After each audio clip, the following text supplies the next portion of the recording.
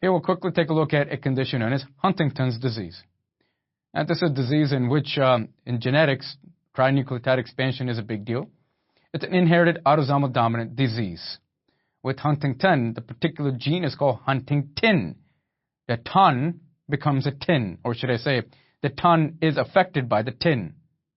By that we mean Huntington, and Huntington is the protein.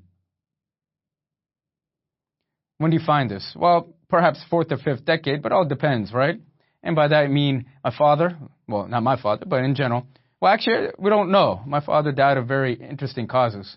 But, and he did have movement disorder, and there was no doctor that we were able to find in the United States that was able to properly diagnose him. But the point being is, if by chance he did have Huntington, and he then acquired it, let's say in the 5th or even the 6th decade, when we say anticipation, there's every possibility that I am going to then develop it at a younger age.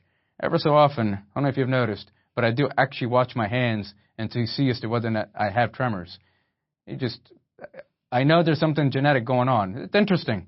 Know thyself and know family history so that you can do the best that you can in terms of prevention. With Huntington, there might be choreiform type of movement. This chorea, of course, means what? It's an involuntary jerky movement that's taking place in a flow-like manner from one body part to another. Woof!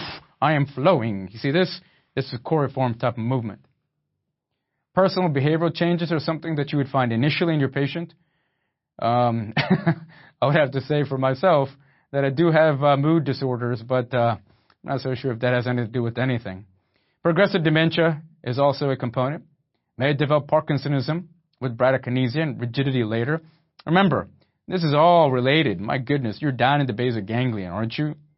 And, who's to say that it's not going to overlap into or overlap with other symptoms from other neurologic diseases? Very high rate of suicide, even if the patient's asymptomatic, because up here, you're not quite sure as to what they're thinking. Death occurs 10 to 20 years after the onset. The pathogenesis, loss of your striatal inhibitory output to the basal ganglia. Remember, you have excess movement. This is a hyperkinetic disorder. In Huntington's disease, you must know the chromosome, and its involvement will be 4. We talked about the trinucleotide, which is CAG. You have to memorize CAG if you haven't already. Know a few of these. Another one that we've talked about in great detail has been CTG, your myotonic dystrophy. The protein or aggregate, this protein is known as Huntingtin, Tin, please know that. And there will be apoptosis taking place of the neurons in Huntington's disease.